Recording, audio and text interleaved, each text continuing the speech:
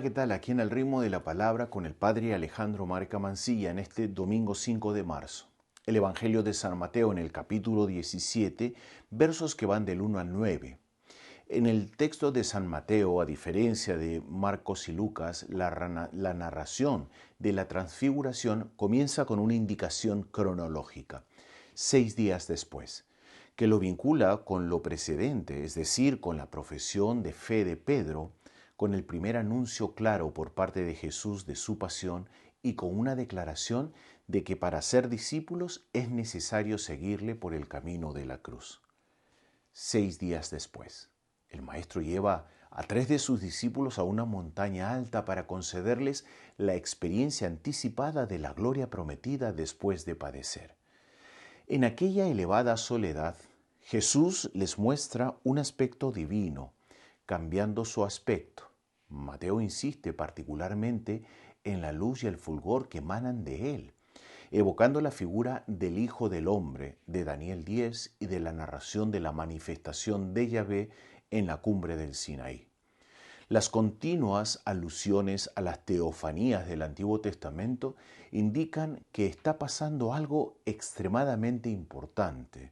En Jesús, la antigua alianza va a transformarse en nueva y eterna alianza, la aparición de Moisés y Elías, que testimonian que Jesús es el cumplimiento de la ley y los profetas, el que guiará al pueblo de la verdadera tierra prometida y lo restablecerá en la integridad de la fe en Dios. La intervención de Pedro indica el contexto litúrgico de la fiesta de los tabernáculos, la más alegre y resplandeciente de luces que conmemoraba el tiempo del Éxodo, cuando Dios bajaba en medio de su pueblo, morando también Él en una tienda, la tienda del encuentro. La nube de la presencia, Shekinah, que ahora desciende y envuelve a los presentes, actualiza y lleva a la plenitud la liturgia. Como declara la voz que se oye desde el cielo, Jesús es el profeta más grande, preanunciando por el mismo Moisés y lo que es por el ser hijo predilecto de Dios. Ante esta manifestación extraordinaria de gloria, un gran temor se apodera de los discípulos. Jesús los reanima con un gesto y su palabra como el Hijo del Hombre de la visión de Daniel se vuelve más desconcertante e incomprensible a los discípulos lo que Jesús ya solo les dice, el Hijo del Hombre. La figura gloriosa esperada como conclusión de la historia deberá afrontar la muerte y resucitar. La liturgia de hoy nos pide caminar por un sendero estrecho y áspero. Es el camino de la fe obediente que exigió a Abraham unas rupturas concretas y dirigirse a metas desconocidas. Es el camino de la difícil perseverancia que exige a Timoteo vencer el desaliento y una generosidad renovada del don de sí.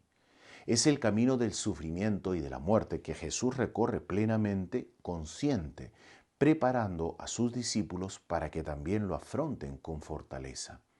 Sin embargo, es el único camino que conduce a la verdadera vida, a la gloria auténtica, a la luz sin ocaso.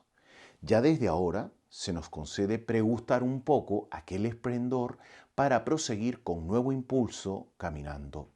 La promesa de la bendición divina colmó de esperanza la vida de Abraham. La fuerza de Dios ayuda a Timoteo a obtener la gracia de Cristo para difundir el Evangelio con entusiasmo la visión de Cristo transfigurado, que corroborara los discípulos en la hora de la ignominia y de la cruz. El Espíritu Santo no deja nunca de alertarnos.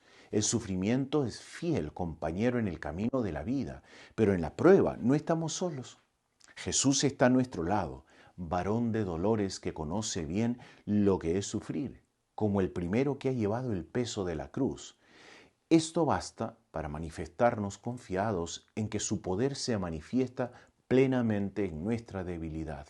Nos inyecta ánimo para asumir estas opciones en el camino hacia la Pascua y para dar testimonio de la resurrección. Te invito a que a lo largo de este día puedas repetir con frecuencia la palabra de Dios diciendo: envía tu luz y tu verdad, que ellas me guían hasta tu monte santo, hasta tu morada. Que Dios te bendiga.